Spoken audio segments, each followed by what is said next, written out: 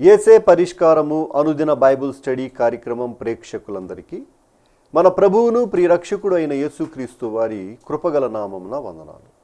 ప్రభువునందు ప్రియ దేవుని బిడ్డలారా, నేటి దినము డాక్టర్ కారుపాటి శ్యాన్సాగర్ గారి ద్వారా బైబిల్ స్టడీలోని వాక్య ధ్యానమును కీర్తనల గ్రంథము నుండి ధ్యానం చేసుకుందాము.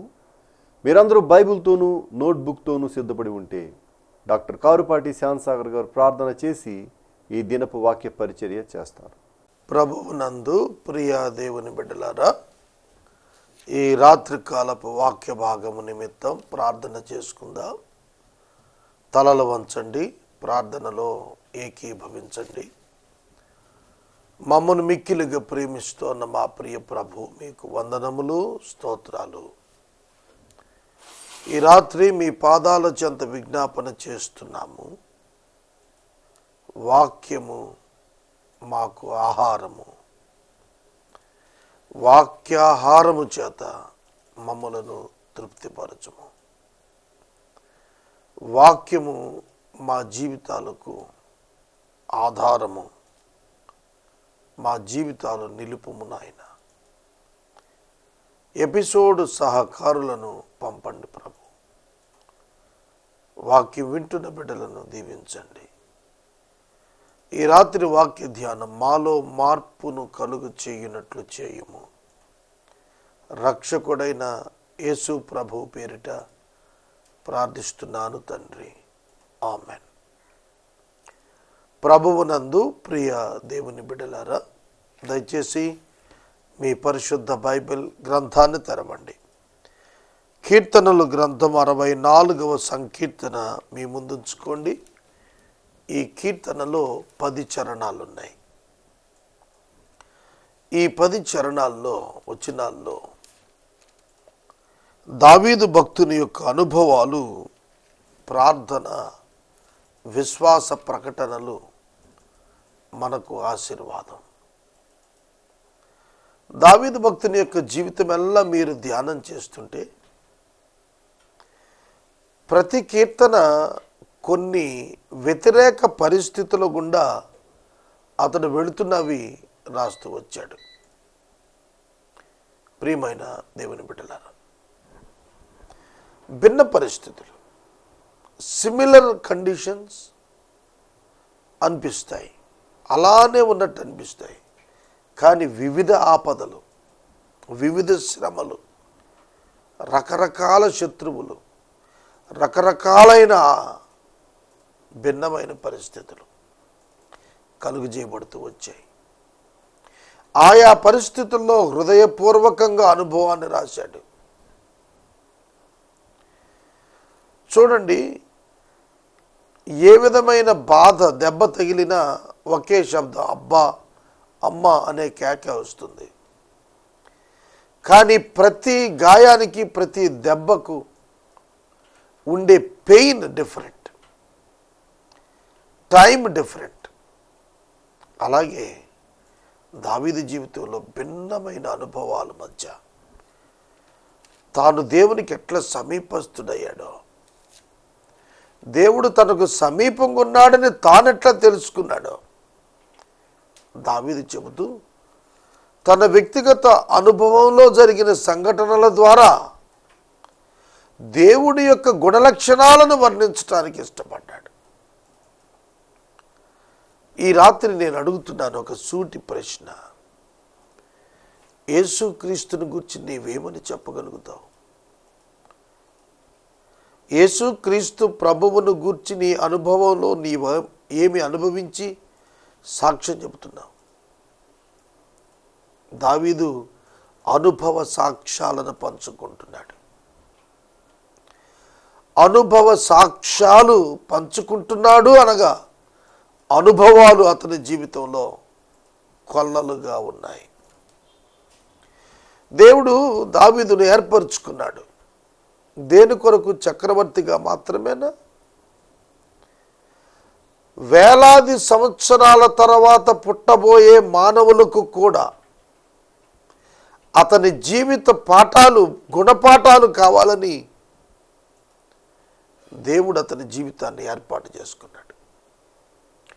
నేను ఈ ఎపిసోడ్ చెబుతూ సిద్ధపడుతున్నాను, ప్రార్థించుకుంటున్నాను ఏం చెప్పాలి అని. ఒక తలంపు వచ్చింది. 4375 ఎపిసోడ్ చెబుతున్నాను. ఇలా బైబిల్ చెబుతూ వెళ్ళాను. గత పర్యాయం బైబిల్ని నేను రెండోసారి ధ్యానించినప్పుడు కీర్తనల గ్రంథం 11 మాసాలు చెప్పాను. ఇప్పుడు ఎంతకాలం పడుతుందో అని ఆలోచిస్తుండగా ఒక తలంపు వచ్చింది. ఇదంతా రికార్డెడ్గా దాచి ఉంచుతున్నాం. చాలా స్వల్పమైన ప్రజలు ఇవాళ వింటున్నారు. ఇది ఒక యాక్ట్ టీవీలో ఒక 10 మండలాలకు వెళుతుంది. కానీ దాచబడిన వాక్యం, వివరించబడిన వాక్యం సీడీ రూపంలో హార్డ్ డిస్క్లో భద్రం చేసి ఉంచాం. ఇది ఏ తరం వారి కొరకు పరిపూర్ణంగా దేవుడు వాడబోతున్నాడు అని అనిపించింది నాకు. ప్రియమైన దేవుని బిడ్డలారా, ఇవాళ చాలా very few of the people, చాలా కొద్ది మంది ప్రజలు వాక్యం వింటున్నారు. ఈ వాక్య ధ్యానాలు ఏ సమయంలో, ఏ ప్రజలు, ఏ ప్రాంతంలో నుండి వినేటట్టుగా దేవుడు దీన్ని హెచ్చిస్తాడు, వాడుకుంటాడనేది మన ఊహకు అందదు. ఆనాడు దావీదు భక్తుడు ఈ అనుభవాలు రాసినప్పుడు 3000 సంవత్సరాల తర్వాత తెలుగు ప్రజల మధ్య, ఇతర భాషల ప్రజల మధ్య, ప్రపంచ 1500 పైగా ఉన్న భాషల మధ్య, రికగ్నైజ్డ్ లాంగ్వేజెస్, స్క్రిప్ట్ ఉన్న లాంగ్వేజెస్ మధ్య ఇది ఉంటుంది, ఇది మాట్లాడబడుతుందని ఊహించి ఉండడు. మన జీవితాలు కూడా అంతే. మనం అనుకుంటాం మన పని అయిపోతుందని. కానీ ఎవరైతే దేవుని కొరకు జీవించి ఆ సాక్ష్య జీవితాన్ని భద్రపరుస్తారో అది తర్వాత తరాల వారికి అంది తీరుతుంది. నేను ప్రారంభిస్తాను. మొదటి వచ్చిన దేవా, నేను మొరపెట్టగా నా మనవి ఆలకింపుము, శత్రువుల భయము నుండి నా ప్రాణాన్ని కాపాడుము. చూడండి, దావీదు యొక్క శ్రమలలో దావీదు నేర్చుకున్నది దేవుణ్ణి పిలుచుట. దేవుణ్ణి పిలిచి నన్ను కాపాడు అని తనను తాను దేవునికి హ్యాండ్ ఓవర్ చేసుకోవటం, అప్పగించుకున్నట్టు. చూడండి, ఒక తప్పు చేసిన వాడు, ఒక నేరం చేసిన వాడు ఉన్నాడు అనుకుందాం. జాగ్రత్తగా వినాలి. లేదంటే ఒక వ్యక్తి ఎవరైనా ఒక యాక్సిడెంట్ చేశాడు అనుకోండి, ఒక రోడ్డు మీద ఒక బాలుని మోటార్ సైకిల్తో గుద్దాడు, కారుతో గుద్దాడు అనుకోండి ఒక డ్రైవర్. ఇమీడియట్గా పీపుల్ రియాక్షన్ ఏమిటో తెలుసా? డ్రైవర్ని డోర్ తీసి బయటకు లాగి చెత్త కొడతారు. ఆ సందర్భంలో పోలీసు యొక్క ధర్మం ఏమిటి? పోలీసు తప్పు చేసిన వాడిని సేవ్ చేసి ప్రాణం కాపాడాలి. విచారణ చేసి శిక్ష విధించి చట్టం శిక్షించాలే తప్ప ఆగ్రహావేశాలతో ప్రజలు ఒక దోషిని శిక్షించడానికి చట్టం ఒప్పుకోదు. చట్టాన్ని మన చేతిలో తీసుకోవటం అంటారు దాన్ని.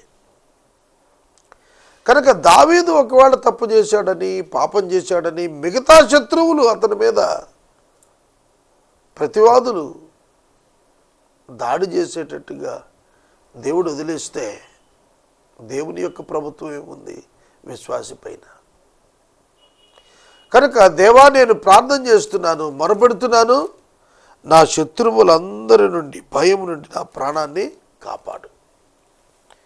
శత్రు భయం అన్నాడు. శత్రు భయం. శత్రువుని నువ్వు దూరంగా వెళ్ళిపోవటం ద్వారా తప్పించుకోవచ్చు. శత్రువుని నాశనం చేసి తప్పించుకోవచ్చు.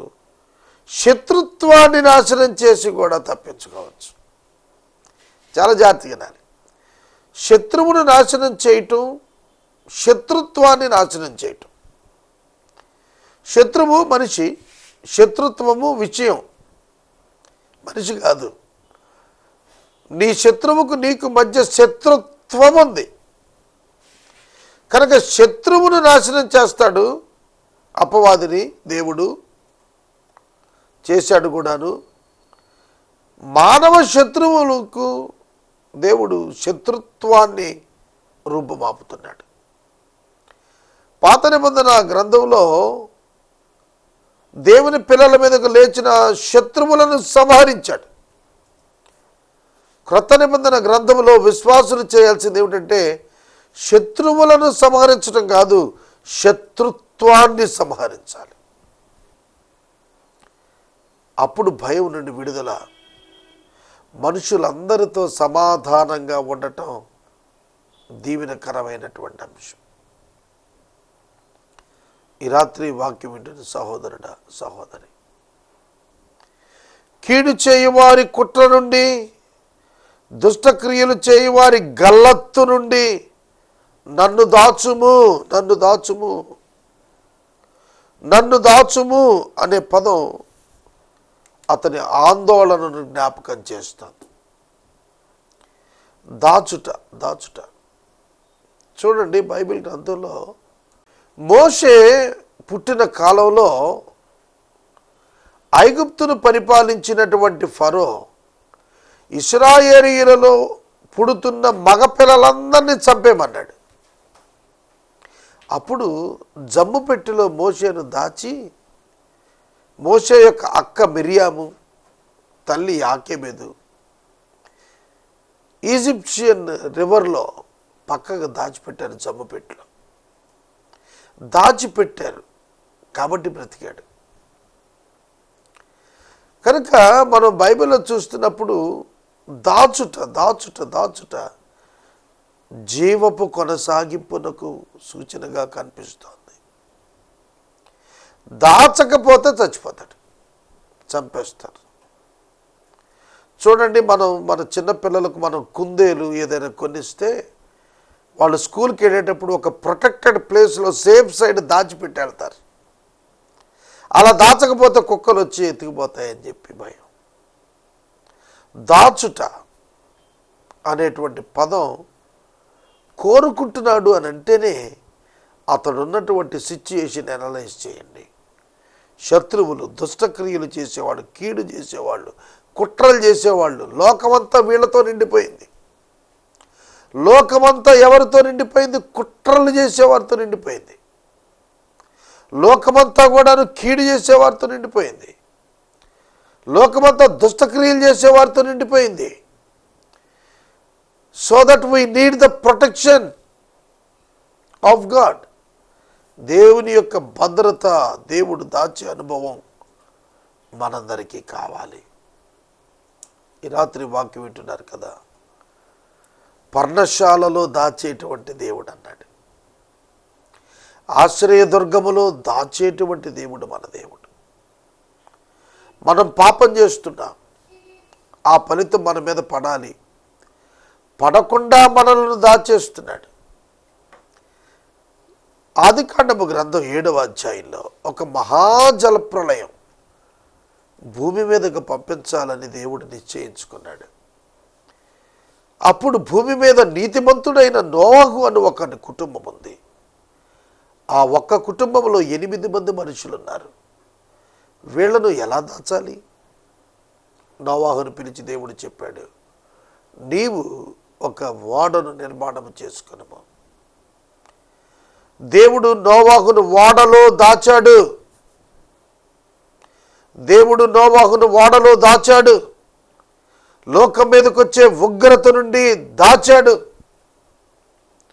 ఈ రాత్రి నేను మనవి చేస్తున్నాను, మోషే దేవుని చూడాలనుకున్నప్పుడు నిర్గమకాండం 33వ అధ్యాయంలో బండచాటును దాచాడు. అర్థమవుతుందా? దేవుడు దాచకపోతే మరణము వస్తుంది. దేవుడు దాచాలి మనల్ని.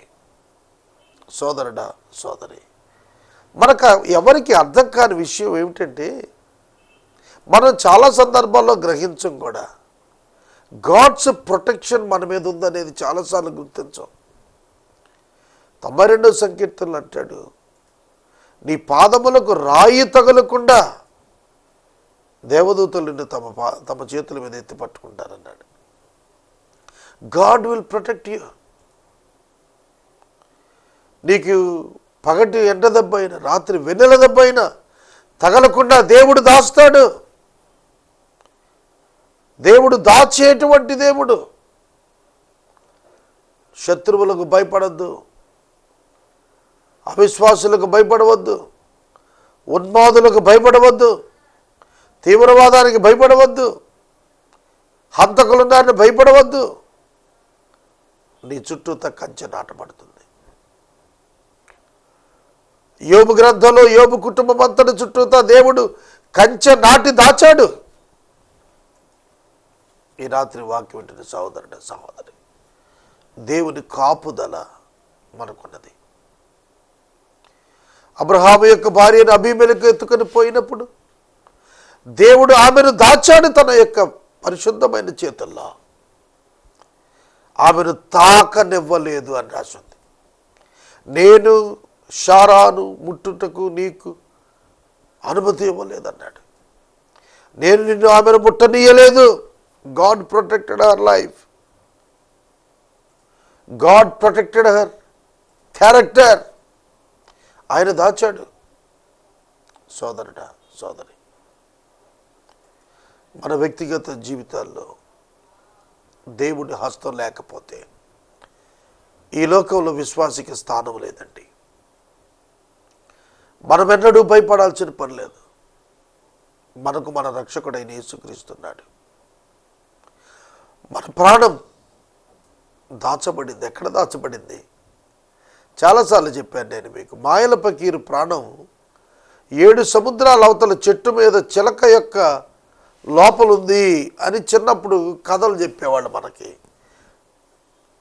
7 సముద్రాలు దాటటం, ఒక సముద్రం దాటడం మన వల్ల ఉందా? 7 సముద్రాలు దాటి వెళ్ళి చెట్టెక్కి చెట్టు మీద ఉన్న చిలకను చంపాలంట. చిలకలో ఉందంట ప్రాణం. అంటే నువ్వు 7 సముద్రాలు దాటే వరకు చెట్టు మీద చిలక ఉంటుందా? నువ్వు చెట్టు ఎక్కే వరకు చిలక ఉంటుందా? ఎగిరిపోతుంది. అంటే it is impossible to kill అని అర్థం. కొలస్సీ పత్రిక 3వ అధ్యాయంలో మీ ప్రాణము క్రీస్తుతో కూడా దేవుని యందు దాచబడి ఉన్నది. బ్యాంకులకు వెళ్తున్నారా మీరు? బ్యాంక్స్లో లాకర్స్ అని ఉంటాయి. లాకర్లో మీ ఆర్నమెంట్స్, మీ మనీ పెట్టి లాక్ చేసుకోవచ్చు. మీరు దాచుకుంటారు. ఎంత భద్రత ఫీల్ అవుతాం మనం. మన ఇంట్లో గాడ్రేజ్లో డబ్బులు పెట్టక భయపడతాం, కానీ బ్యాంక్ లాకర్లో డబ్బు పెట్టడానికి, గోల్డ్ పెట్టడానికి, ఆర్నమెంట్స్ పెట్టడానికి, డైమండ్స్ పెట్టడానికి, బిస్కెట్స్ పెట్టడానికి ఎవరు భయపడరు. ఎందుకని? It is in strong room. అది స్ట్రాంగ్ రూమ్లో ఉంటుంది. మన ఇల్లు ఏముందండి? దొంగలు ఎటు నుంచి అయినా కొట్టేస్తారు. కానీ బ్యాంక్ స్ట్రాంగ్ రూమ్స్ ఎట్లుంటాయో తెలుసా? చాలా బలమైన కాంక్రీట్తో చేయబడతాయి. Even bomb blast cannot touch that. బాంబుతో బద్దలు కొట్టడం కూడా కష్టం. అంతటి బలమైనటువంటి కట్టడం లోపల మనం భద్రపరుచుకుంటాం. అంతకంటే బలమైన దేవుడు మన దేవుడు. అంతకంటే శక్తివంతమైన దేవుడు, అంతకంటే స్ట్రాంగ్ వన్. మనల్ని దాచేటువంటి దేవుడు మనకున్నాడు. సొదొమ గొమొర్రాలలో అగ్నిగంధకాలు కురిచేటప్పుడు దేవుడు లోతు కుటుంబాన్ని వెలుపటికి తీసుకుని వచ్చి దాచిపెట్టాడు. ప్రియమైన దేవుని బిడ్డలారా, ఈ రాత్రి నీ ప్రార్థన నీకు కాపుదలగా వస్తుంది. నీ ప్రార్థన నీకు కాపుదల అవుతుంది. నీ దేవుడు నిన్ను దాచుకలవుడు. ఒకడు కత్తికి పదును పెట్టినట్లు వారు తమ నాలుకలకు పదును పెట్టుదురు. నాలుకకు పదును పెట్టడం అంటే ఏమిటి? అంటే మాటలు కూర్చుకుంటారు. Preparing the speeches. మనం ఎలక్షన్ సీజన్లో ఉన్నాం. ఒక్కొక్క పార్టీ నాయకుడు, ఒక్కొక్క అభ్యర్థి వేరొక అభ్యర్థి మీద, వేరే పార్టీ నాయకుడి మీద, వేరే పార్టీ నాయకుల మీద ఎటువంటి వాక్ బాణాలండి. మీరు టీవీ ఆన్ చేయండి, రోడ్ షోస్ నిర్వహిస్తున్నారు కదా, ఎట్లా మాట్లాడుతున్నారు, ఒకళ్ళు మరొకరిని ఏ విధంగా షూట్ చేస్తున్నారు మాటలతో. మనకు ఆశ్చర్యం అనిపిస్తుంది. ఎవరు తయారు చేస్తారా బాబు ఈ స్పీచెస్ అనిపిస్తుంది నాకు ఒక్కొక్కసారి. చాలా అద్భుతమైన స్పీచెస్ చూస్తున్నాంలేండి. చాలామంది వీళ్ళని కాదు వాళ్ళని కాదు ఎవరని కాదు మాటలకు పదును పెడుతున్నారు. మనం మీడియాలో చూస్తున్నాం పదజాలంతో నరికేస్తున్నారని. సోదరుడా సోదరి, నాలుకకు కత్తి పదును పెట్టినట్టు పదును పెడుతున్నారట. షార్ప్ వర్డ్స్, అవి గాయం చేస్తాయి, హృదయాన్ని బ్రద్దలు చేసి దూసుకెళ్ళిపోతాయి. అట్లాంటి మాటలు, ఎన్ని మాటలండి, ఎన్ని మాటలు. మనం ఎవరిని ప్రేమిస్తామో, ఎవరికి సాయం చేయాలనుకుంటామో వాళ్ళే మన మన మన మీద మాటల బాణాలు ఎక్కువ పెడుతున్నారు. ఈ అనుభవం నాకు కూడా ఉంది. నేను ఎవరికైతే పని చేశాను, ఎవరి కొరకు పని చేస్తున్నాను, ఎవరినైతే మిత్రులు అనుకున్నాను, వారు మాట్లాడిన మాటలు చాలా గాయాన్ని చేశాయి. చాలా సందర్భాల్లో కొడతారని భయపడటం లేదండి దావీదు. కొడతారని, గాయపరిచి రక్తం చిందిస్తారని, కాళ్ళు చేతులు విరిచేస్తారని కాదండి భయపడుతోంది. వారి మాటలను తలుచుకుని భయపడుతున్నాడు. కొందరు దుర్భాషలు ఆడతారు, కొందరు ఎటువంటి పదాలు మాట్లాడుతుంటారు. అలాంటి పదాలు వినటానికే హృదయం గిలగిల్లాడిపోతుంది. కొందరి మాటలు కొన్ని సంవత్సరాలైనా మర్చిపోలేం మనం. 15 సంవత్సరాల క్రితం ఒక వ్యక్తి ఒక మాట అన్నాడు నన్ను. రోజు చాలామంది మాట్లాడుతున్నారు, అవేమి గుర్తుండవు. 15 సంవత్సరాల క్రితం ఆ మనిషి మాట్లాడిన మాట నాకు గుర్తుంది. 30 సంవత్సరాల క్రితం నేను ఒక వ్యక్తిని ఒక మాట అన్నాను. 30 కాదు, ఇంకెక్కువే, 35 ఏళ్ళు అనుకుందాం. నా తోటి విద్యార్థి మాట్లాడిన మాట విని నేను ఒక పెద్దవారితో ఒక మాట అన్నాను. ఇవాళకి 35 ఏళ్ళు అయినా ఆ మాట చేత నేను వారిని గాయపరిచానని పశ్చాత్తాపడుతూ ఉంటాను. వింటున్నారా? కొన్ని సందర్భాల్లో మనం కూడా మన మాటల చేత ఇతరులను గాయపరుస్తూ ఉంటాం. వాడు అప్పుడు అలా అన్నాడండి. ఎన్నేళ్ల తర్వాత? 50 ఏళ్ల తర్వాత. అంటే దావీదు దేనికి భయపడుతున్నాడు? నింద. నీతిమంతుడై ఉండి నిందించబడతాన్ని భయపడుతున్నాడు, బాధపడుతున్నాడు. అయ్యా, ఒకడు కత్తికి పదును పెట్టినట్టు నాలుకలకు వారు పదునులు పెడుతున్నారయ్యా. కనుక వారి నుంచి నన్ను తప్పించయ్యా. సోదరుడా సోదరి, దావీదును షిమ్మీ అనేవాడు తిట్టాడు, నాబాల్ అనేవాడు తిరస్కరించాడు, దూషించాడు. దావీదు ఎవడు అని అడిగాడండి. హర్ట్ అయ్యాడు దావీదు. అసలు నన్ను పట్టుకొని ఎవడని అడుగుతాడా? నేనేం చేశానో మర్చిపోయాడు, అప్పుడే నన్ను దూషిస్తాడా? కనుక ప్రియమైన దేవుని బిడ్డలారా, మన నోటి మాట ఇతరులను గాయపరిచేది ఉండకూడదు.